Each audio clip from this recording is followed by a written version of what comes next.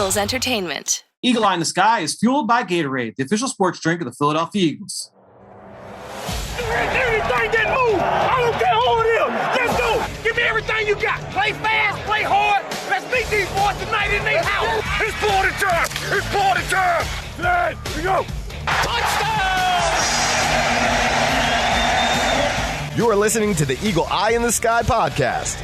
Now here's your host, Fran Duffy. That's right, another week, and we're getting you ready for the Eagles' trip to the desert as the Eagle Eye in the Sky podcast, fueled by Gatorade, continues. I'm Fran Duffy, and as always, I think we've got a great show for you here on episode number 365. At the top of today's show, we've got Chalk Talk, where I chat with my friend Ben Fennell, where we talk a little bit about our final thoughts from the loss last week against Tampa Bay, namely identity discussion. We'll talk a little bit about that in reference to last week, but namely, we're going to turn our attention towards Sunday afternoon's game with the Las Vegas Raiders, and after that, we're going to transition to Scouting Report, where we focus in on a player that is a big part of how the Raiders play offensively, and that is second-year wide receiver Henry Ruggs. To close the show, we're going to catch up with Ted Nguyen in Faux Focus. He absolutely does an outstanding job from an X's and O's standpoint over at The Athletic. Really excited to welcome Ted to the show. So we'll break it down from an Eagles and Vegas standpoint here throughout the course of this podcast. Really excited to hear what he thinks about this game. Before we get going, just a couple things I want to make sure we hit on. Number one, make sure you go to our Apple podcast, leave a rating, leave a review. If you've got a question, we will answer it here on the show. And also, while you're there, you need to be subscribed to the Journey to the Draft podcast. We talk about it every single week here. If you are an Eagles fan, this is a potentially huge offseason for the Eagles leading up to this draft. They've already got 2 first-round picks, the potential for a third. You want to know who the top players are in next spring's class? Make sure you go subscribe to the Journey to the Draft podcast, wherever podcasts can be found. That said, let's get this podcast rolling. I'm excited to talk through Eagles Raiders with Ben Fennell in Chalk Talk. Let's get down to business. It's time for Chalk Talk. All right, let's get into it now with Chalk Talk as I welcome in Ben Fennell. Ben, it seems like this Eagles-Bucks game was a long time ago. Obviously, being last Thursday night, we're almost a week away from that game. But one thing I want to talk about with you coming out of that game, and it was more like in the aftermath on Friday, Nick Sirianni talking about just trying to take this extra long, that little mini bye week and try and see if you could find that identity on offense. That was a point that he made Thursday night, Friday morning. And how, I think it's one of those things that we almost kind of forget is, obviously, this is a new coaching staff and a first-time head coach, and a lot of other young coaches, it's their first time together. So trying to mix and match. We're 6 games into a 17-game schedule. Makes sense that they're trying to find that, but that's one of the things you would say, okay, well, that could be why the timing is it's just not adding up right now. We talked about it earlier this week with Greg. I don't think we need to dive too deep into it, but it's something you and I have talked about a lot on this podcast over the years. Is just those offenses that have that identity. You can say that on the defensive side as well, of course, but that is certainly something that they're trying to rectify here moving forward. Yeah, and anytime you have a new coaching staff, a young coaching staff, guys doing roles and responsibilities that they are experienced with, you need a bit of a self-assessment time. And a team like the Philadelphia Eagles, it just so happens 2021, Fran, our bye weeks in week 14. So having this semi-bye week and a semi-opportunity to do some self-scouting at this point, I think is critical. And I think a really good time for some self-reflection, figure out what we do well, what we don't do well, what we can improve on, what you need to completely abandon, and really have kind of a self-reflective 48 to 72 hours before you get back into game planning mode. And I think this team and coaching staff really took advantage of the extra days. And I think they're going to be better for it moving forward through the middle of the season. Yeah, it's something that both Nick Sirianni and Shane Steichen earlier this week mentioned as well. Big part of their process early this week and certainly over the weekend. Let's quickly kind of touch on Eagles game plan and use it to structure our conversation about this matchup on Sunday. Obviously, we'll start on the Eagles offensive side of the football, going up against this Raiders defense. And we talk about identities. This defense in Las Vegas, they have an identity. All right. You've got Gus Bradley. It's only year 1, but he's been a defensive coordinator for a long time in this league. And he is sticking with what has worked for him in the past. They're going to play a lot of cover 3. They play more cover 3 than anybody. It's something that stands out when you watch them on film is, you could really kind of like close your eyes and picture the roles of these players playing in the Seattle scheme now here in Vegas. Yeah. And actually it's very similar philosophically to here in Philadelphia. 2 very zone coverage based defenses. Yep. And we're hearing here in Philly a lot, too deep. Jonathan Gannon's a too high team. Well, all they're hearing in Vegas this summer is we're a single high center field team. And that center fielder is way back there in Trayvon Moehrig most of the days. And what's been the result, Fran? Raiders and Eagles, top of the league and not allowing big plays. It's very much a zone principle, keep it in front of you defenses with just a different structural shell. Gus Bradley, a single high guy, Jonathan Gannon, a 2 deep guy. But philosophically, you're trying to incorporate the same thing. Cover 3, you're +1 in the box. Jonathan Gannon 2 high has some different responsibilities. But at the end of the day, you're trying to keep it in front of you, prevent explosive plays.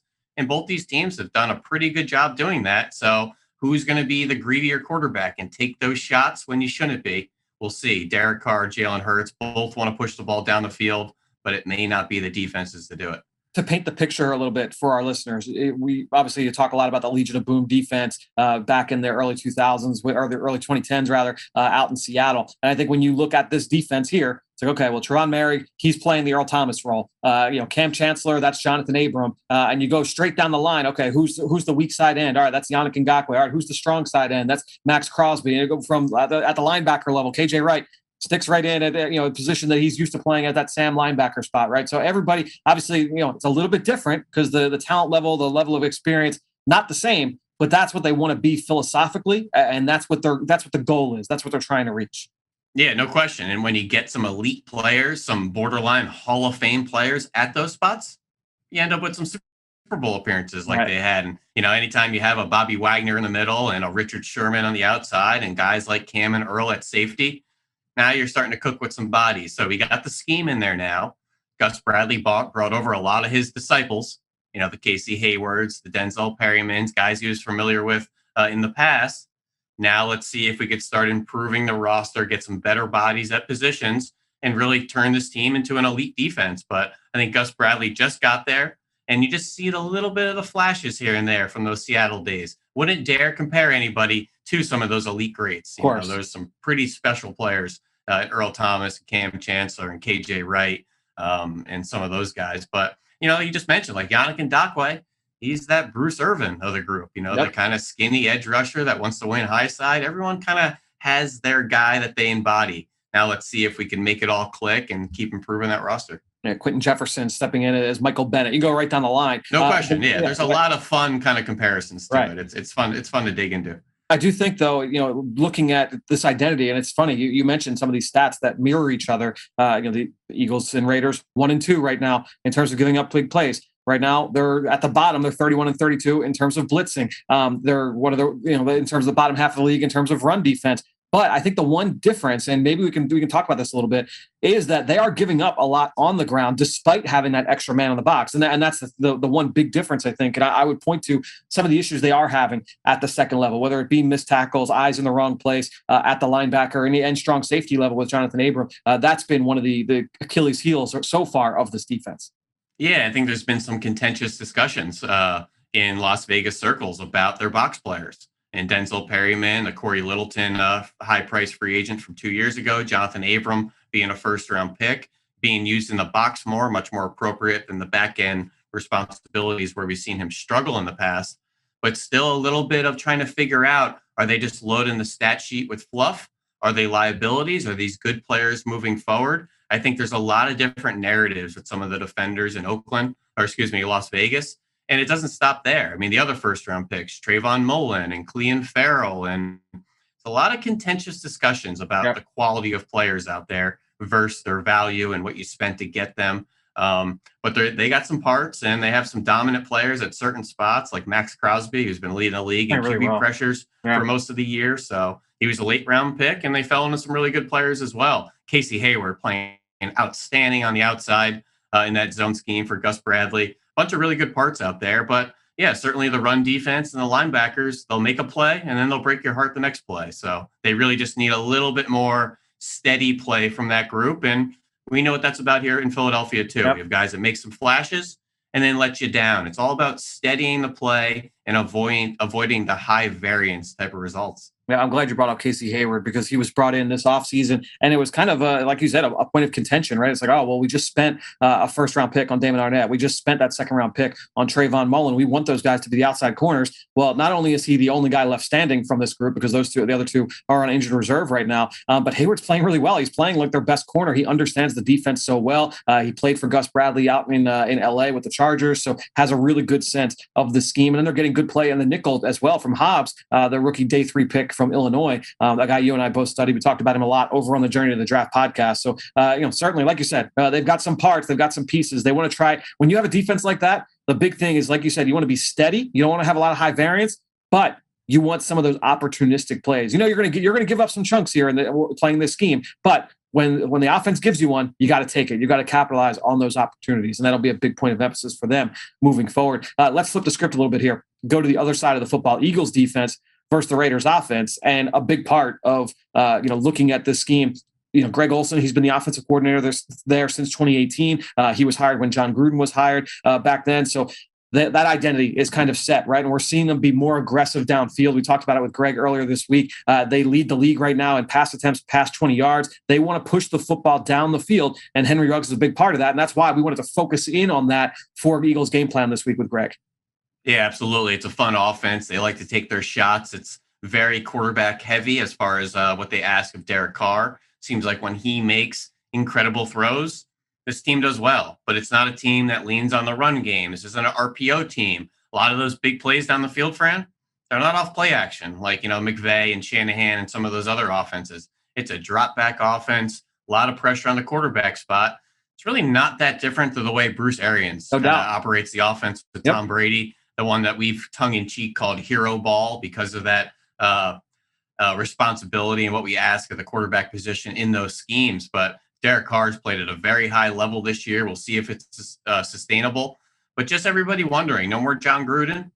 It's not like they said, Gruden's out, let me run my offense. This is going to be very similar structurally. They may be a tweak two here or there, but Greg Olson came in with Gruden. They had a great relationship. They're kind of tied from the same cloth of offensive philosophies.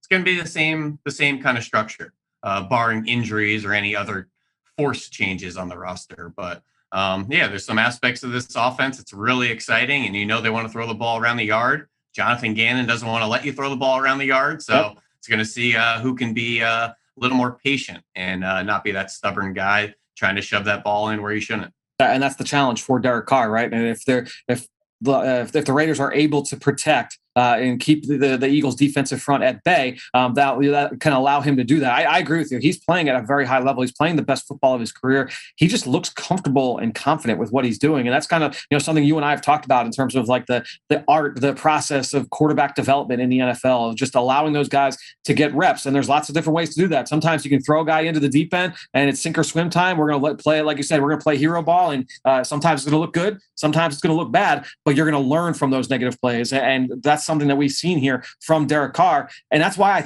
we're kind of getting into that point now with his career where it's like, all right, like, is he that guy? And he might, when you're talking about some of the elite quarterbacks, maybe he's not like in that top shelf group, but he's got to be near the top of that next tier of quarterback. And he's certainly playing like it this year. That said, pressure, we know, can affect him. It affects a lot of quarterbacks, but that's the goal there when going up against Carr.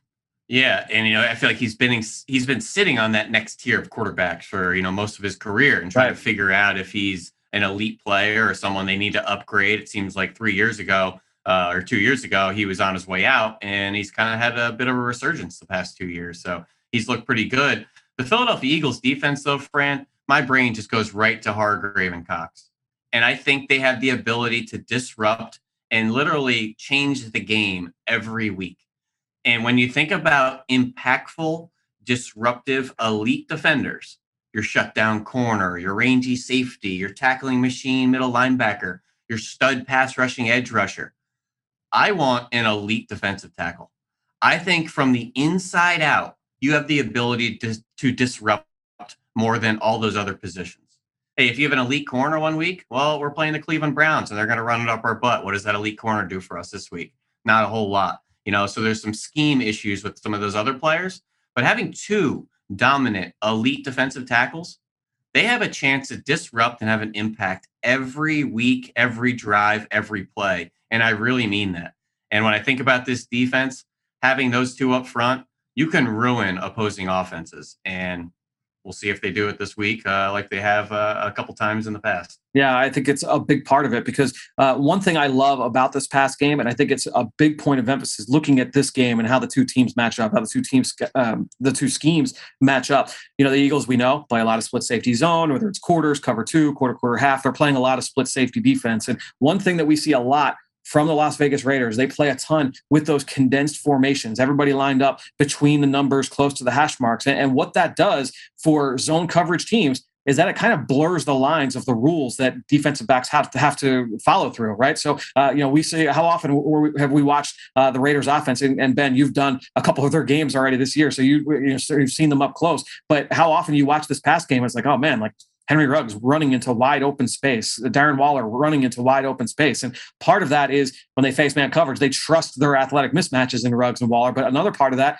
is that they do such a great job of breaking down coverage schemes with those condensed formations, with those bunch looks. And now that kind of blurs the line. If you have a receiver lined up inside the numbers and he works vertically and you're playing quarters on that side, well, now the corner, he's like, all right, am I passing this off to the safety? And the safety's like, oh, is this going to be me? Is this going to be me? He's lined up as number one, but he's lined up in the numbers. He's coming right at me. Well, now you've got two guys driving on one throw, and now you've got a whole boatload of green grass behind them. And we've seen that time and time again from this offense. And I think against this Eagles split safety scheme, that's a big thing. Just kind of watch out for is the Eagles making sure that they're really disciplined on the back end in their zone coverage schemes.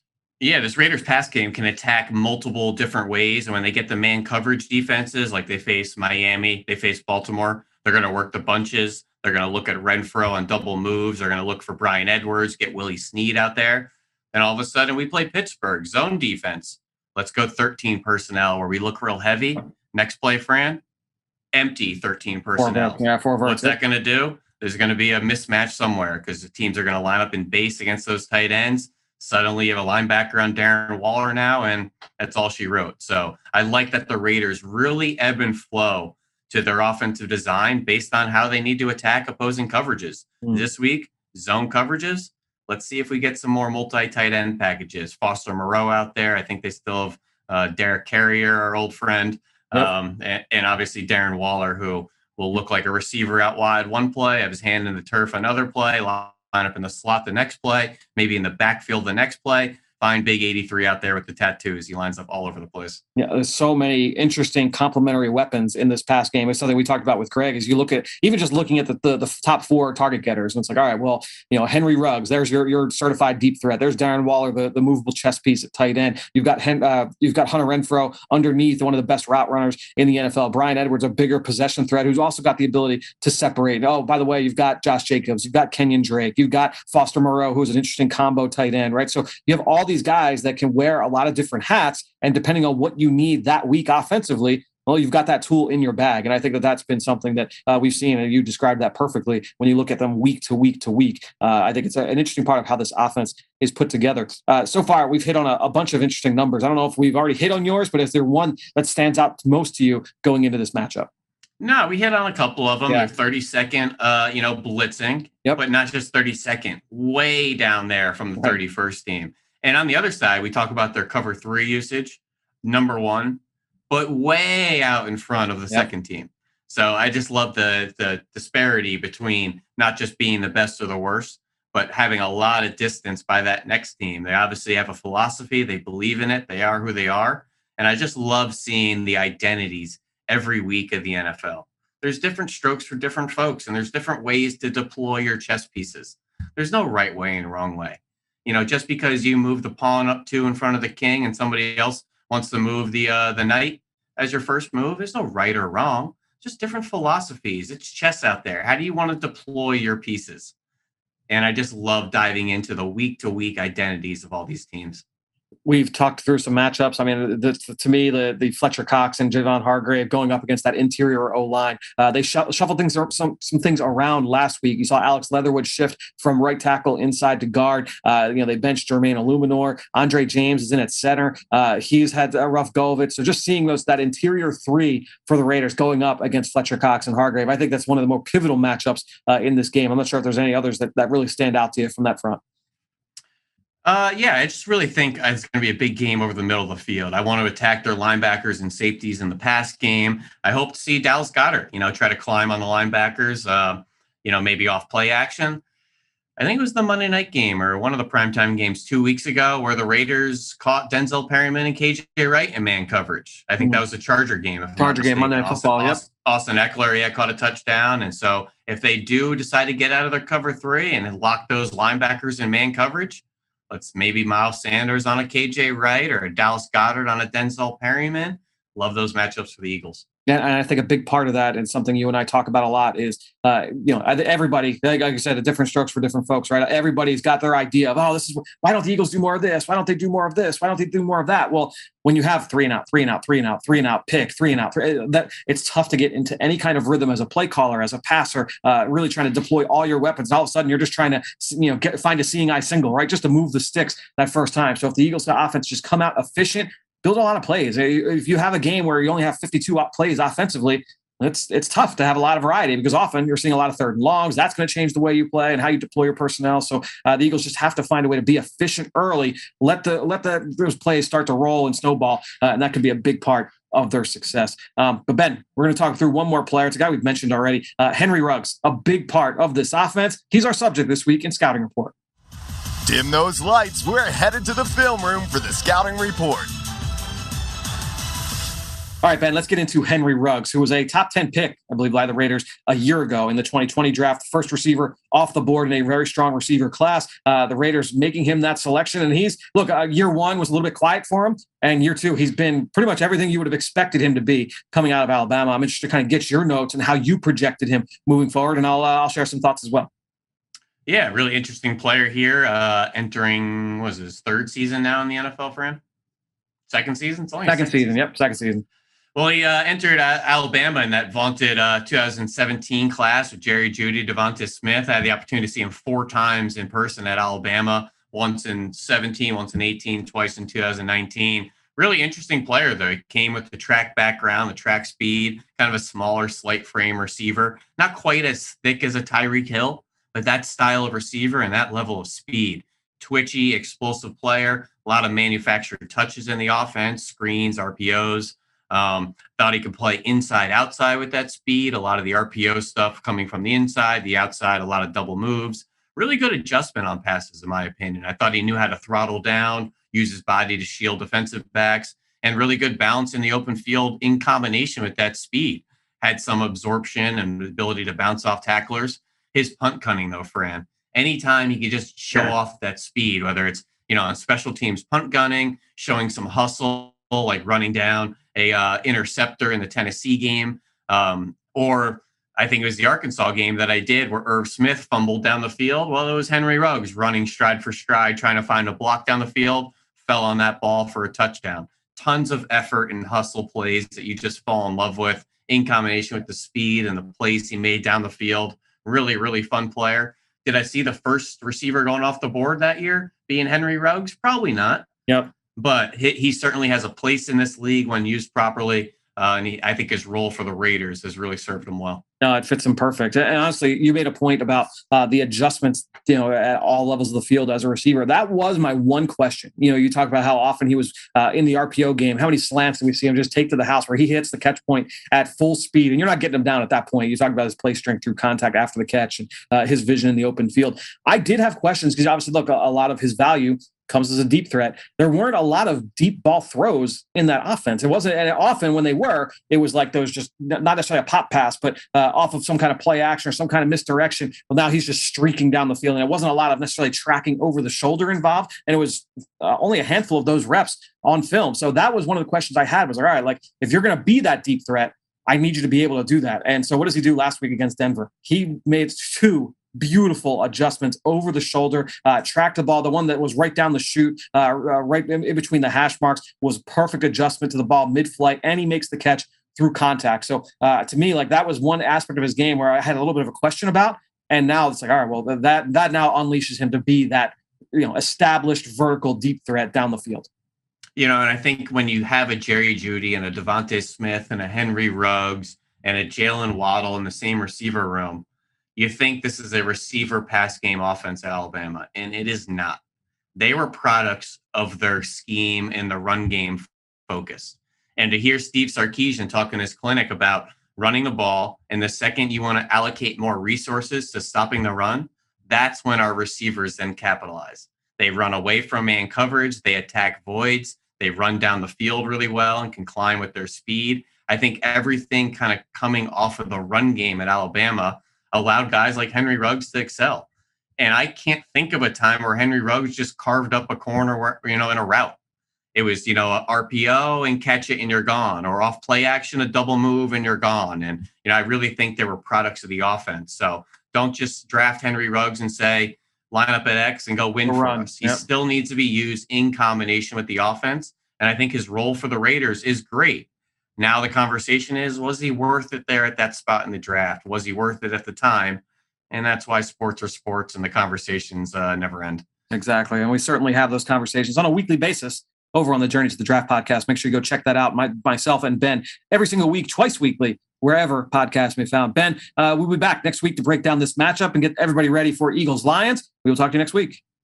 Great stuff from Ben, who you can follow on Twitter, just like I do, at @BenFennell_NFL. And while you're at it, I'm at EaglesXOs. That's where I post all the podcasts I'm a part of and all of our X's and O's content that we produce here with Eagles Entertainment. You know how much I appreciate everybody that promotes this podcast on social media. That is one way to support the show, but the best way is to go on Apple Podcasts or Stitcher, leave us a rating, leave us a comment. And I want to shout out somebody today who did exactly that. Matty G_28 left a 5-star review on our Apple Podcast page and said, I don't want to beat a dead horse on cover 4 or dime packages. Greg Cosell mentioned it's possible that the Eagles don't go to packages like that because of personnel. I don't see us comfortable with our safeties being too versatile, playing back in a single high, down in the box, and in the slot, which reminds me of Malcolm Jenkins playing in that role. Could you see an upcoming college safety like Kyle Hamilton or Jalen Catalon fitting in that kind of job? And who would be your top 3 safeties in college? So Matt, it's a good question. You bring up 2 of my favorite safeties for certain in the college football ranks. Kyle Hamilton from Notre Dame. He is a big time talent. We talk about him all the time over on Journey to the Draft podcast. And I think when you look at Hamilton, the way that he's able to fly downhill and play from depth, that makes him a great fit in any quarter scheme, any defense that plays top down and focuses on coverage. I don't know if he's a pure post safety, but when you look at a guy that's built the way he is, 6'4", in that 210, 215 range, his ability to eat up grass and run the alley and finish one-on-one as a tackler, he's gotten a little bit better every single year as a tackler. That was an issue for him early on, but man, this guy just makes so many plays on the football, and not just against the run, but also in coverage. His feel in zone is outstanding. He's made some great plays on the ball. And then Jalen Catalon, we've talked about him. Actually, we're talking about him this week over on the Journey to the Draft podcast. Make sure you go subscribe because I gave my pro comparison to Jalen Catalon, and this guy plays like his hair is on fire. He's a lot different from Hamilton from a frame standpoint. He's on the shorter end, kind of a squattier player, but this guy flies around the football. He can make big plays in coverage, but also he's not afraid to get his nose dirty in the run game as well. So we'll break down both of those guys over the course of the next few months. Make sure you go check that out over on the Journey to the Draft podcast. Matty G, great question. Appreciate that, and appreciate everybody that has left reviews lately. It's the best way, again, to throw us your support. That said, let's get into towards the end of the show here. We're going to catch up with Ted Nguyen. It's time for Faux Focus. What's this matchup look like from the other side? It's time to find out in Faux Focus. Well, like I said earlier, really excited to welcome in this week for Faux Focus on the Eagle Eye in the Sky podcast, Ted Nguyen, who does an outstanding job covering the entire NFL for The Athletic. And also you can follow him on Twitter at FB_film analysis. Ted, welcome to the show, man. I appreciate you coming on. No problem. Thanks for having me on. And following your work for a while, and excited to finally talk to you and talk some X's and O's. No, I appreciate it, man. And it's obviously this game here this week again, Raiders Eagles. I think it's interesting for a number of levels. And obviously, look, the Raiders have a number of things going on over the last couple of weeks that change things potentially from an X and O standpoint. But that's what I'm interested in to kind of get your thoughts here. And I'll start off like I always do. Put on your Greg Olsen hat, the offensive coordinator here for the Las Vegas Raiders. What is the biggest strength for Las Vegas entering this game on offense? What would give you the most confidence in their ability to pull out a W here at home? Yeah, I think surprisingly, the Raiders' biggest strength has been their deep passing game. It's an area that Derek Carr has really worked on in the past couple of years, and it's really starting to pay dividends this year. They're one of the top teams in explosive passes, and I think Carr has really just improved his ability to his pocket presence and his ability to create after the play. But actually, I think against the Eagles, I don't think that they'll go deep early too often. I think that they should probably attack the Eagles with the quick passing game first and try to get them to come up defensively before trying to throw deep, just because that defensive line is so good. And, I noticed the Eagles play a lot of off coverages, some cover 6, cover 4 type of, cover 2 type of looks. Yeah, I mean, their philosophy defensively has definitely been, we're going to be a top-down defense. We're going to take away the deep shots. They're one of the best in the league at preventing, not even just deep play conversions, but deep play attempts. Teams are not pushing the ball down the field against this team because of how they're deploying that secondary. And I guess that's looking at this offense, I kind of struggled with that when I was putting together show ideas and trying to break down the matchup. It's like, all right, well, no matter who they've gone against, Carr and this Raiders offense, they've been really pushing the football down the field. So I was interested to hear that you think they might start a little bit more shallower, maybe with Hunter Renfrow and the rest of that group underneath. But let me ask this question. When it comes to the change philosophically, in your mind, has it been more Carr and his improvement, or have they kind of changed the way that they're attacking defenses with the vertical concepts? Yeah, I think they have him look at his alerts with a little bit more emphasis than he would in the past. So instead of seeing, they're in a cover 4 and those safeties are deep, I'm not going to look. They'll actually, he'll have him peek at the deep routes after the snap instead of just kind of canceling it before the snap, which I think he did earlier in his career, and that's led to him taking a few more shots downfield. And he's always been a really good deep ball passer. He just didn't do it often enough. Yeah. And his volume has increased, and he still has been efficient on them. So that's been a nice development in their offense. Even just watching him in college, I remember like the deep fades down the sideline to Devontae. That was one of the strengths of his game coming out of Fresno State. Real quick, last thing on the offense with Derek Carr.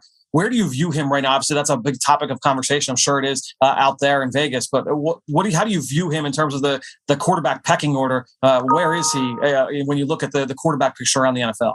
I always thought that he was just kind of a fringe top 10 type of guy. So I thought he was kind of that 10, 14 range of quarterbacks. Right. But this year he's made such big improvements, and he doesn't have the run game that he used to have. His offensive line is nowhere near the quality of offensive lines that he has in the past, but he's still been able to make it work. So I think just with the success he's had, and the plays he's had to make out of structure, I would kind of put him in that top 10, 8 to 10 range of quarterbacks right now. I think he's playing at a really high level.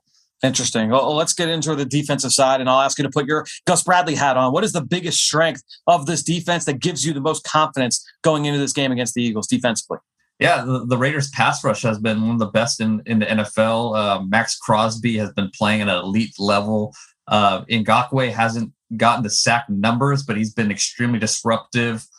Inside, they've had a cast of guys that have had really good games. Solomon Thomas has been a really good interior rusher for them. Yeah. Darius Philon. The pass rush has been really good for the Raiders. And I know the Eagles have been going through a lot of offensive line issues with injuries. So I think they might be able to, get an advantage if they could force Jalen Hurts into passing a ball or force the Eagles into some 3rd and long situations. Very interesting. We talked about that matchup earlier in the show with Ben. Last question for you. When you look at the biggest concern for this team going into the matchup with the Eagles on either side of the ball, what gives Las Vegas a little bit of concern going into this game? Yeah, I think the biggest area of concern is with the interior of their offensive line against 2 really elite defensive linemen in Fletcher Cox and Hargrave. The Raiders are really young inside. They moved Alex Leatherwood to guard. Their tackle they drafted in the 1st round.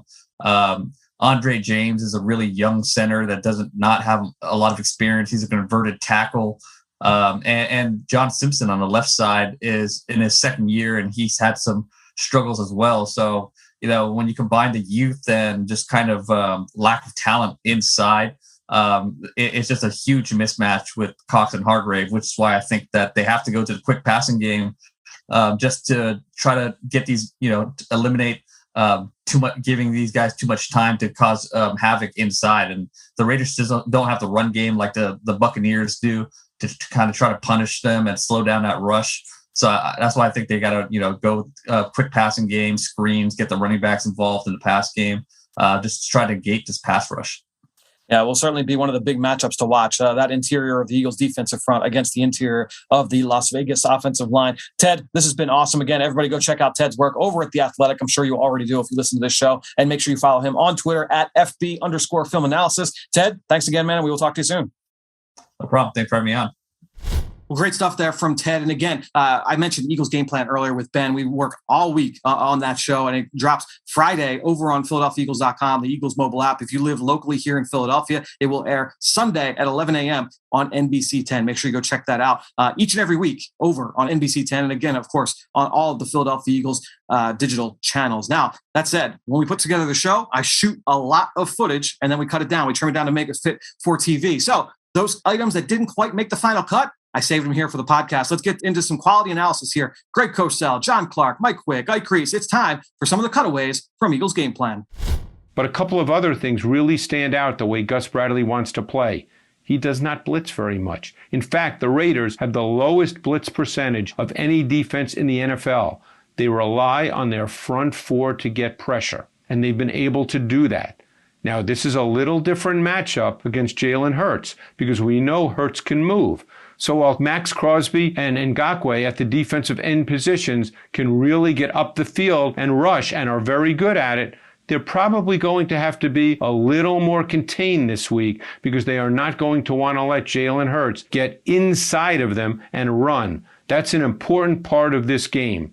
But there will not be very much blitzing at all by the Raiders. They don't do that. And in fact, it makes sense in this game to play the zone coverage, to have their linebackers and underneath defenders staring back at Jalen Hurts. All right, so that's a great way to attack the secondary. How about Dallas Goedert with the Eagles now? He's probably going to be showcased more. What are you seeing from those Raiders linebackers? Well, like in most Gus Bradley defenses, the linebackers are there to be playmakers. Unfortunately for Gus Bradley and his Raiders defense, this isn't the linebackers from the Legion of Boom days back when he was with Seattle. And that includes KJ Wright. We know he's there, not the player he used to be, still has the ability to make plays, but I just don't think he's consistent with the special plays. Denzel Perryman, a guy who's going to be around the football, he's a tackling machine, but if you're talking about guys that make plays downhill in the backfield of the opposing teams, that's not what Denzel Perryman is there for. Corey Littleton, a guy they brought in, paid a lot of money, probably the best of the three linebackers, but when you put them together as a unit, there's places where the Eagles, either with their tight ends in Dallas Goedert or the backside of the backfield with Gainwell and Sanders, can take advantage of these linebackers. With our youthfulness and our athleticism,